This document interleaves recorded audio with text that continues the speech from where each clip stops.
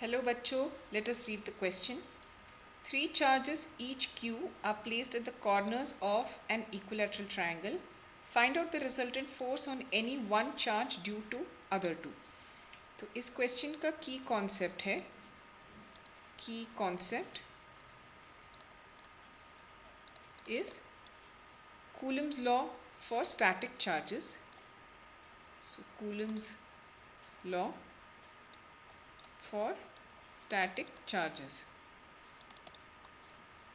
तो Coulomb's law ये कहता है कि if we have two charges Q1 and Q2 which are separated by a distance R, then ये जो फोर्स है, force on charge Q1 because of charge Q2 is given by 1/4 pi epsilon naught Q1 Q2 by R square. क्योंकि force vector quantity है, so the direction will be the direction from 2 to 1, Q2 to Q1. और Newton's third law से हम ये देख सकते हैं कि this is equal to F21 with a minus sign. तो अगर चार्जेस लाइक है, so the force is repulsive for like charges. So if we have two positive charges या two negative charges तो force repulsive होता है, और अगर unlike charges है तो एक positive और एक negative, तो तब it will be attractive the force. तो इस क्वेश्चन को सॉल्व करने के लिए हम पहले एक फिगर डालेंगे showing how the charges are placed. So let us say ये एक equilateral triangle है. So let us say this is A, B, C. तो तीनों vertices पे we have the same charge and the same magnitude. तो like charges है तो repel करेंगे.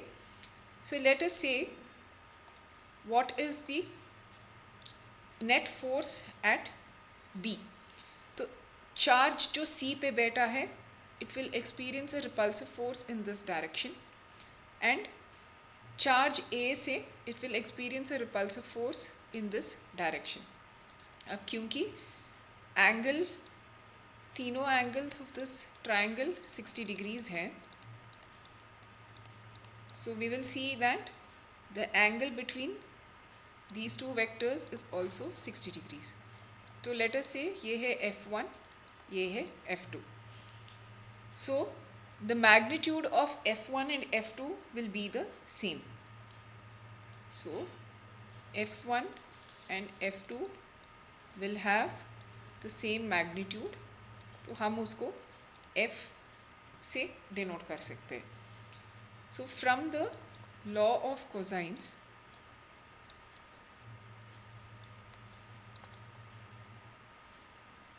ये जो रिजल्टेंट फोर्स है at B, resultant force at B is given as F1 square plus F2 square minus 2 F1 F2 cos theta. अभी theta is making an angle of 60 degrees with the negative x-axis. So therefore, in our case, this will become F squared plus F squared, क्योंकि F1 और F2 का एक ही magnitude है, plus 2F1 F. So F1 is equal to F2. So this will be 2F into F. So we can write this as F squared. And the minus sign will basically be minus into minus. So this is cos 60. तो cos 60 का value है half. So this will be 2F squared plus 2F squared into half. So 2 and 2 cancels.